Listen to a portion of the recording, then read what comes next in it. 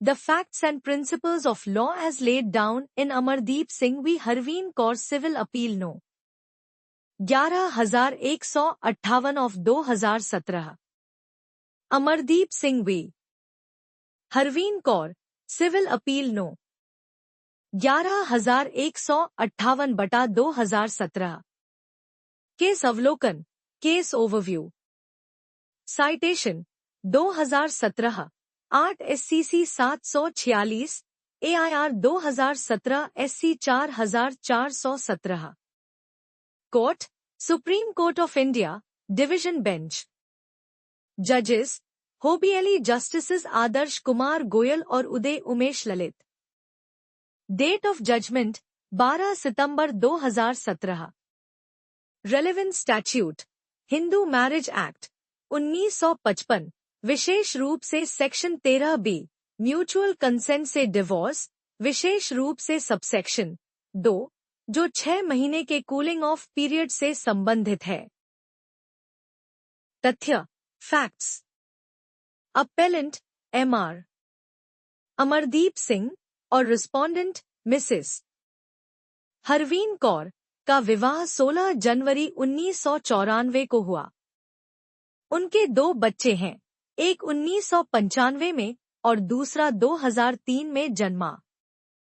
पक्षकार 2008 से इरेकंसाइलेबल डिफरेंसेस के कारण अलग रहने लगे।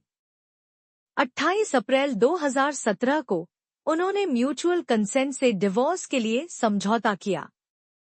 समझौते में पत्नी के पक्ष में ₹75 करोड़ का परमानेंट एलिमोनी शामिल था, जिसका भुगतान ₹50 लाख 2 चेक्स के माध्यम से किया गया। बच्चों की कस्टडी पति के पास रहने पर सहमति हुई।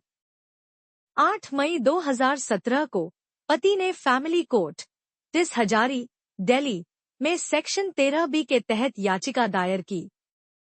पक्षकारों ने जॉइंटली म्यूचुअल कंसेंट से डिवोर्स और सेक्शन 13B(2) के तहत 6 महीने की स्टैट्यूटरी वेटिंग पीरियड की वेवर की मांग की।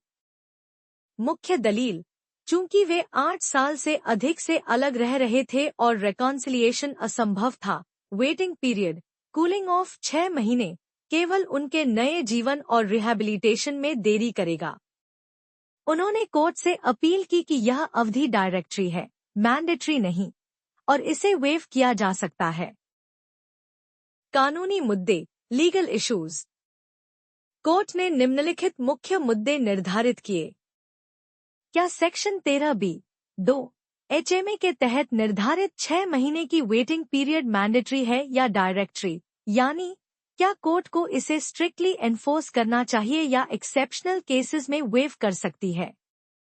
क्या कोर्ट अपनी आर्टिकल 142 ऑफ द कॉन्स्टिट्यूशन की शक्ति का प्रयोग करके स्टैट्यूटरी रूप से निर्धारित वेटिंग पीरियड को वेव कर सकती है? वेटिंग पीरियड की वेवर का निर्णय लेते समय किन फैक्टर्स पर विचार किया जाना चाहिए? निर्णय, जजमेंट। सुप्रीम कोर्ट ने निम्नलिखित निर्णय दिए। सेक्शन 13B(2) के तहत 6 महीने की वेटिंग पीरियड सभी केसेस में मैंडेटरी नहीं है, बल्कि डायरेक्टरी प्रकृति की है।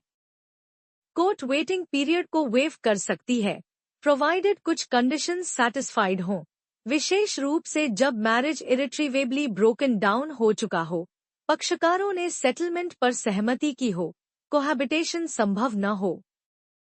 कोर्ट ने स्पष्ट किया कि सेक्शन 13B(1) के तहत 1 साल की सेपरेशन मैंडेटरी बनी रहती है, यानी पिटिशन उस अवधि के बाद ही दायर की जानी चाहिए।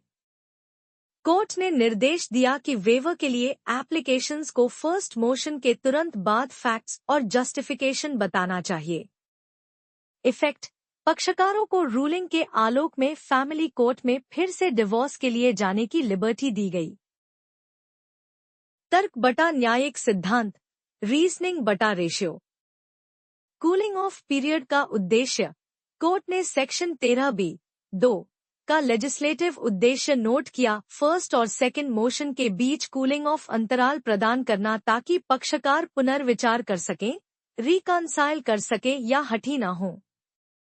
जब अवधि डायरेक्टरी होती है, जब पक्षकार पहले से ही लंबे समय से अलग रह रहे हों, रेकॉन्सिलिएशन की कोई आशा न हो, एलिमोनी, कस्टडी आदि के लिए सेटलमेंट टर्म्स तय हों, तो वेटिंग पीरियड केवल डीले के अलावा कोई उद्देश्य नहीं सेव करती। ऐसी परिस्थितियों में कोर्ट अवधि को डायरेक्टरी के रूप में ट्रीट कर सकती है। Statute versus article 142। कोर्ट ने आर्टिकल 142 के तहत अपनी शक्ति को स्वीकार किया, लेकिन यह भी कहा कि ऐसी शक्ति का प्रयोग कॉन्ट्रावीन या बाईपास करने के लिए नहीं किया जा सकता, जब तक कि एक्सेप्शनल सर्कमस्टेंसेस इसे जस्टिफाई न करें। वेवर के लिए गाइडलाइंस। कोर्ट ने विचार करने के लिए इलस्ट्रेटिव फैक्टर्स निर्धारित किए। मैरिज की अवधि, सेपरेशन की अवधि, सेटलमेंट का होना, साथ रहने में असमर्थता, बच्चों के मुद्दों का समाधान, मीडिएशन प्रयास समाप्त, और आगे डीले से पक्षकारों के हितों को हानि होगी। लेजिस्लेटिव विल और जस्टिस के बीच संतुलन। निर्णय एक संतुलन स्थापित करता है।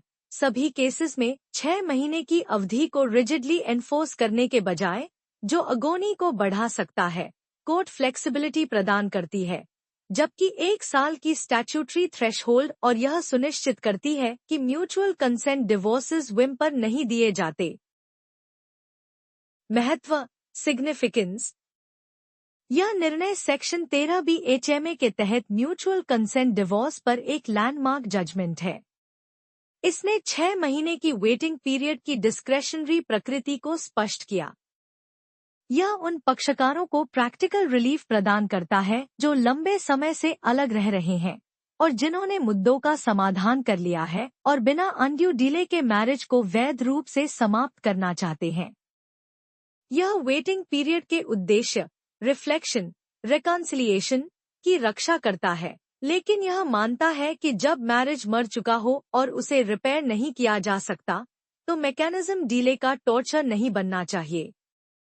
इसे सब्सिक्वेंट फैमिली लॉ केसेस में व्यापक रूप से साइट किया गया है ताकि कूलिंग पीरियड की वेवर का समर्थन किया जा सके जब फैक्ट्स इसे जस्टिफाई करते हों। यह इंडिया में म्यूचुअल कंसेंट डिवोर्स के लिए मॉडर्न अप्रोच पर जोर देता है। स्टैट्यूटरी फ्रेमवर्क के भीतर फ्लेक्सिबिलिटी। परीक्षा के लिए मुख्य निष्कर्ष, की takeaways for exam. Section 13B, एक उदास स्माइली पिटिशन दायर करने से पहले 1 साल तक अलग रहना मैंडेटरी है। सेक्शन 13B, 2 उदास स्माइली फर्स्ट और सेकंड मोशन के बीच 6 महीने की प्रतीक्षा डायरेक्टरी है, स्ट्रिक्टली मैंडेटरी नहीं। कोर्ट्स इसे वेव कर सकते हैं यदि पक्षकार लंबे समय से अलग रह रहे हों, रेकॉन्सिलिएशन असंभव हो और सेटलमेंट हो। वेवर के लिए एप्लीकेशन में रीजंस बताने चाहिए।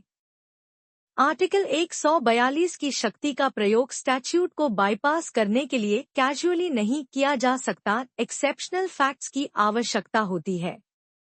निर्णय इंडिया में म्यूचुअल कंसेंट डिवोर्स के लिए मॉडर्न अप्रोच को स्पष्ट करता है। स्टैट्यूटरी फ्रेमवर्क के भीतर फ्लेक्सिबिलिटी।